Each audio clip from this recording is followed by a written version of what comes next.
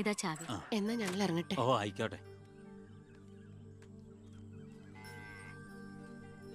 ഈ നാട്ടിലേക്ക് വരുമ്പോ മനസ്സ് നിറയെ സന്തോഷായിരുന്നു.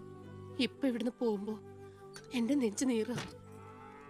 എന്റെ മോൾക്ക് വന്ന മഹാഭാഗ്യം ഞാനായിട്ട് തട്ടിത്തെറിപ്പിച്ചല്ലോ എന്നോർക്കുമ്പോ ഇന്നിപ്പോ മഹാറാണിയെ പോലെ കഴിയേണ്ട നീ 100 വട്ടം ശപിച്ചിട്ടുണ്ടാവില്ലേ ഈ അമ്മേ?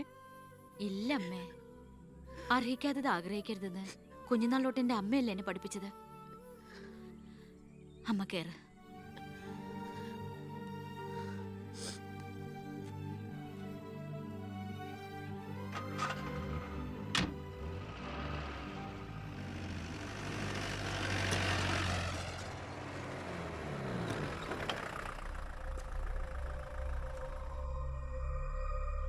നിർത്ത് വണ്ടി എടുക്കല്ലേ.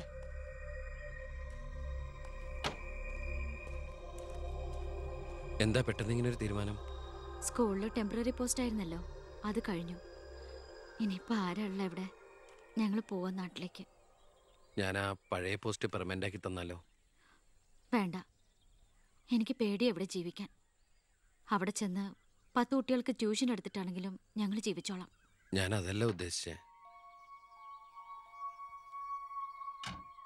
അന്ന് ദേവികമ്മ ചോദിച്ച ചോദ്യങ്ങൾക്കൊന്നും എനിക്ക് മറുപടി പറയാൻ കഴിഞ്ഞില്ല. കാരണം പറയത്തക്ക പണിയൊന്നും ഉണ്ടായിരുന്നില്ലല്ലോ. ഇപ്പം എനിക്ക് ചെറിയൊരു ജോലിയുണ്ട്, ഇവിടുത്തെ ഹോം മിനിസ്റ്ററാ. സ്ഥിരം ജോലിയൊന്നല്ലെങ്കിലും 2 വർഷം തികച്ച MLA പെൻഷൻ കിട്ടും. പിന്നെ ഒരു ജോലി തനിക്കും കൂടി ഉണ്ടെങ്കിൽ ഒരു കുടുംബം സുഖമായിട്ട് കഴിഞ്ഞു പോക്കോളും. എന്തൊന്നും മിണ്ടാത്ത രണ്ടുപേരും. മന്ത്രിയായെന്ന് കരുതി എന്റെ ഇഷ്ടങ്ങൾക്ക് മാറ്റമൊന്നും സംഭവിച്ചിട്ടില്ല കേട്ടോ. അമ്മേ, ഒരിക്കൽ കൂടി ഞാൻ ചോദിക്കുക, എനിക്ക് കല്യാണം കഴിച്ച് തന്നൂടെ ഇവിടെ?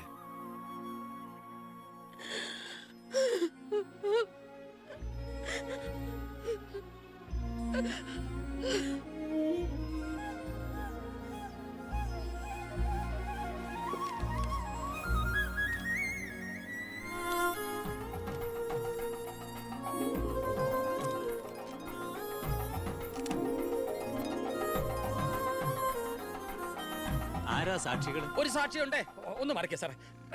ജോസഫ് വർക്കി, കുണ്ടാലി തെക്കേതിൽ, ചിറ്റാരിക്കര. ഈ ധന്യ മുഹൂർത്തത്തിന് സാക്ഷിയാകാൻ ഒരവസരം എനിക്ക് തരണം. ദാ ഇവിടെ. അങ്ങോട്ട് മാറി നിൽക്കണോ?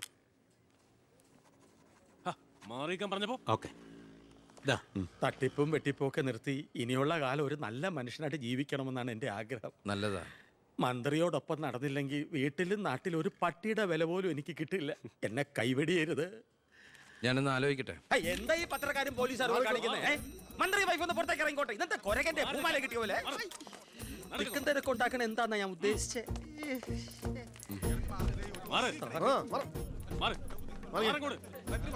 വഴി കൊടുക്ക്.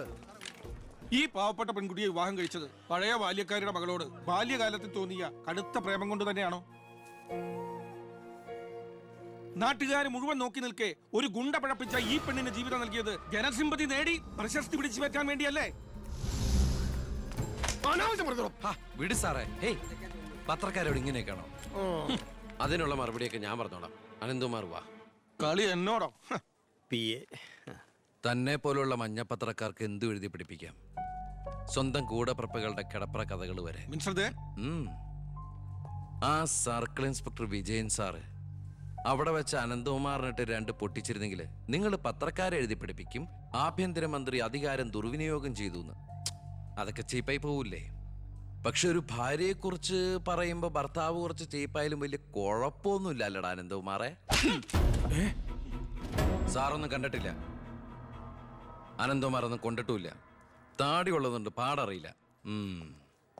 കല്യാണം കഴിഞ്ഞ് വധുവരന്മാർ ഇങ്ങോട്ട് എഴുന്നള്ളുന്നുണ്ടെന്ന്. ഒരു കാര്യം ഞാൻ പറഞ്ഞേക്കാം, അവരെ ഈ പടി കയറ്റിയ ആ നിമിഷം ഞങ്ങൾ ഈ പടി ഇറങ്ങും. അതിലൊരു മാറ്റവും ഇല്ല. അമ്മേ, എത്തി.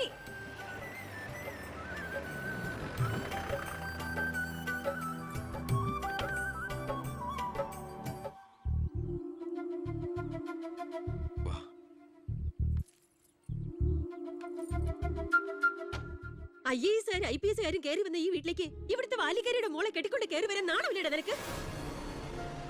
ഈ കെട്ടിലമ്മേ മന്ത്രിമന്ദിരത്തിലേക്ക് കെട്ടി എഴുന്നള്ളിക്കാൻ വരുന്നില്ലേ? അതെ, അത് തന്നെയാണ് ഉദ്ദേശം. ആഭ്യന്തരമന്ത്രിയുടെ ഭാര്യ മന്ത്രിമന്ദിരത്തിൽ തന്നെയാ താമസിക്കേണ്ടത്. അല്ലാതെ അച്ചുവീട്ടിൽ അട്ടിപ്പേറ് കിടക്കുന്ന ഭർത്താക്കന്മാരുള്ള സ്ഥലത്ത് ഞങ്ങൾ താമസിക്കുമെന്ന് കരുതിയോ? ഇപ്പൊ ഞങ്ങളിവിടെ വന്നത് എന്നെ സ്നേഹിക്കുന്ന എന്റെ അമ്മയുടെ അനുഗ്രഹം വാങ്ങിക്കാനാ. വാ മോളെ, വലതുകാല് വെച്ച് ഐശ്വര്യമായിട്ട് കയറി വാ. ആ പടി ഔട്ടി പോരുത്.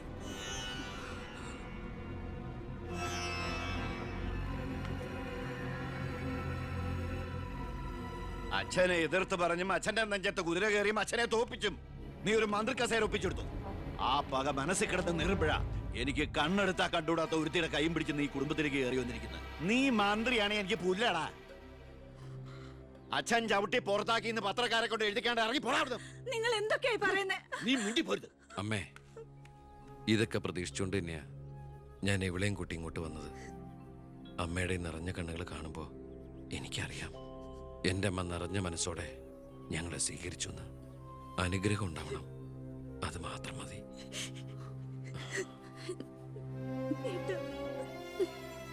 വാ.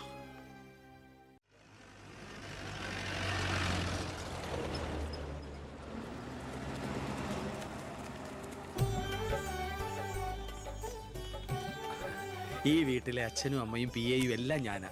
ഐശ്വര്യമായിട്ട് വലത് കാലം വെച്ചകത്ത് കയറിക്കേ. മാറി നിൽക്കണോ? എന്റെ ഈശോയെ നന്മ വരുത്തണമേ. ഇനിയെങ്കിലും അവരെ അവരുടെ മാത്രം ലോകത്തിലേക്ക് വിട്ടുകൂടെ? മന്ത്രിക്കുമില്ലേ ഫസ്റ്റ് നൈറ്റ് റൊമാൻസും ഒക്കെ? പ്ലീസ് എല്ലാവരും ഒന്ന് പുറത്തേക്ക് ഇറങ്ങും. പ്ലീസ് പ്ലീസ് പറയുന്ന കേൾക്കൂ പ്ലീസ്.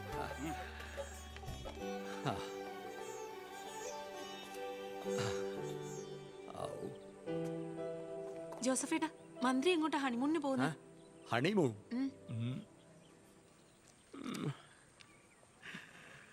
എടോ, ജയിലുകളൊക്കെ താൻ പിടിച്ച ഗുണ്ടകളെ കൊണ്ട് ഫുള്ളാ.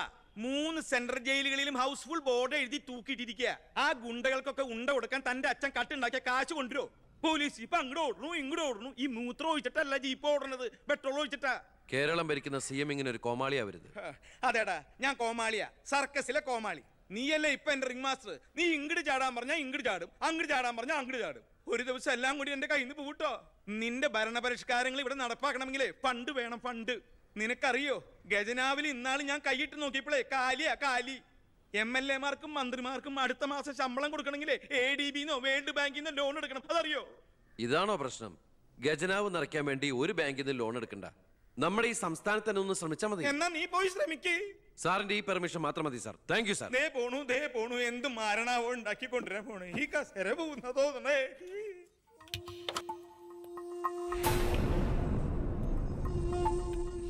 15 വർഷങ്ങൾക്ക് മുമ്പ് ഈ മന്ത്രി ദിവാകരന് ഇലക്ഷനിൽ മത്സരിക്കാൻ കെട്ടിവെക്കാനുള്ള പണം പോലും പാർട്ടിക്ക് സംഭാവന ചെയ്യുന്നു. പക്ഷെ ഇന്ന് അയാൾക്ക് കൊട്ടാര സദൃശമായ ബംഗ്ലാവുകളും മെട്രോ നഗരങ്ങളിലെ ഷോപ്പിംഗ് കോംപ്ലക്സുകളും അടക്കം കോടികളുടെ ആസ്തിയുണ്ട്. രാജൻ ജോസഫ് എന്ന പേരുള്ള ഒരാളുടെ പഞ്ചനക്ഷത്ര ഹോട്ടലുകളാണിതെല്ലാം, 9 എണ്ണം.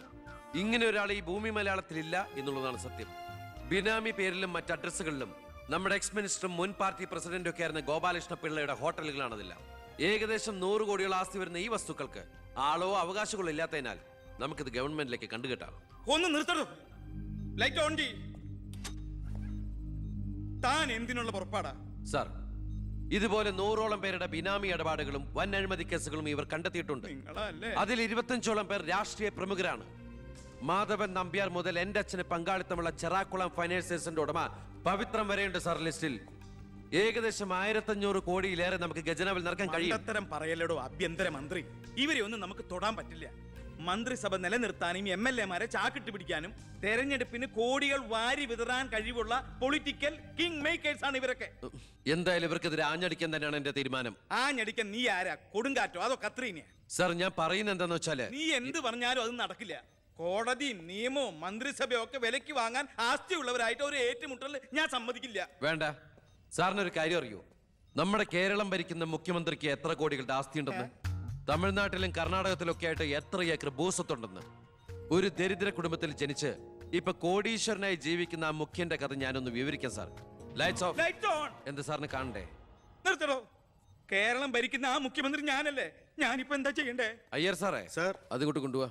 ദേവരന് അടുത്ത മാരണം. വിദേശ നിക്ഷേപങ്ങൾ വ്യവസായവൽക്കരണത്തിന് എങ്ങനെ പ്രയോജനപ്പെടുത്താമെന്ന് എന്റെ ചർച്ചയ്ക്കായി മലയാളി സംഘടനകളുടെ പ്രത്യക്ഷണം സ്വീകരിച്ച് സാറും സാറിന്റെ പിയും അമേരിക്കയിലേക്ക് പറക്കുന്നു. ദാ നിങ്ങൾക്ക് രണ്ടുപേർക്കുള്ള വിസയും ടിക്കറ്റും.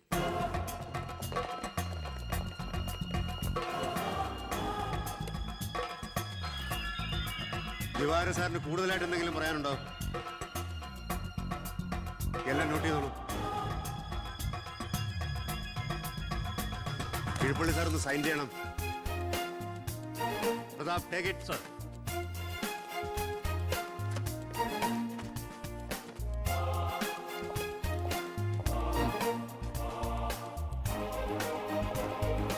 ഒരാളും പുറത്തു പോകരുത്. Sir, I'll lecture for you. Mr. Pavitran, we want search your office. എന്താ? ഇതാ search warrant. Take a look. ആ ലോക്കറിന്റെ കീ എടുക്ക്. ലോക്കർ തുറക്ക്.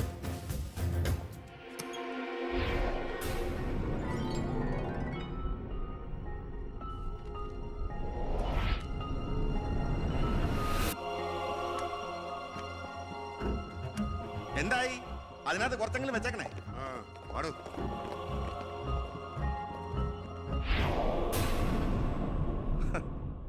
ഞാൻ ഒരു കാര്യം പറഞ്ഞേക്കാം, എന്തൊക്കെയായാലും ആഭ്യന്തരം രാജിവെക്കണം. 5 or 6 കോടി എഴുതിട്ടാണ് പ്രതിപക്ഷത്തുള്ള ഏതെങ്കിലും ഒരു ഘടകകക്ഷിയെ KDF-ൽ ചേർത്ത് എണ്ണം തയ്ക്കണം. എന്നിട്ട് അവനെ പുകച്ച് പുറത്ത് ചാടി ചോടിക്കണം. അതിന് കാശ് എവിടോ? മർമ്മം നോക്കിയല്ലേ അവൻ കുത്തിയിരിക്കുന്നത്. വിഷം മേടിക്കാൻ പോലും കാശില്ലാത്ത അവസ്ഥയാ. എല്ലാം തൂത്തുവാരി ഖജനാവ് നിറച്ചിരിക്കല്ലേ അവൻ. എന്റെ 10 കോടി രൂപയല്ലേ പോയത്. ആ ഗോപാലകൃഷ്ണനായിട്ട് സ്വത്ത് മുഴുവൻ കണ്ടുകെട്ടി. ഒന്ന് പതുക്കെ പറയടോ, പുറത്ത് കേട്ടാല് പിടിച്ചകത്താക്കും. കള്ളപ്പണമാ. അവനെ അങ്ങ് തട്ടിക്കളഞ്ഞാ പോരെ. അതിന് പറ്റിയ വാടക ഉണ്ടകൾ പോലും ഇന്ന് കേരളത്തിലില്ല. എല്ലാത്തിനും പിടിച്ച് അകത്താക്കില്ലേ. ഇനി ഇപ്പൊ ആരെങ്കിലും പുറത്തുനിന്ന് ഇറക്കിയാൽ തന്നെ അവരെയും പിടിച്ച് അവന്റെ പോലീസ് വെടിവെച്ച് കൊല്ലും. ആ വഴിയൊന്നും അത്ര എളുപ്പമല്ല. അവന് അവന്റെ ചിഹ്നത്തിന്റെ സ്വഭാവ. സിംഹത്തിന്റെ. കാട്ടിൽ ആനയുണ്ട്, പുലിയുണ്ട്, കഴുതുണ്ട്. പക്ഷെ ആരാ കാട്ടിലെ സിംഹം? സിംഹം. അവൻ ആനയുടെ മഷിക്കും വരെ കേരടിക്കും. ഓ, അതൊന്നും നെറ്റിന്ന് മലയാളത്തിൽ പറഞ്ഞാ പോരോ. അയ്യ, അതൊക്കെ വിദ്യാഭ്യാസം ഇല്ലാത്ത ആൾക്കാർ പറഞ്ഞതാണ്. വിദ്യാഭ്യാസമുള്ളവർ പറയും മഷിക്കും. അമേരിക്കയിലേക്ക് ലൈൻ പോണു. സിഎമ്മിന്റെ മൊബൈൽ റിംഗ് ചെയ്യുന്നത്.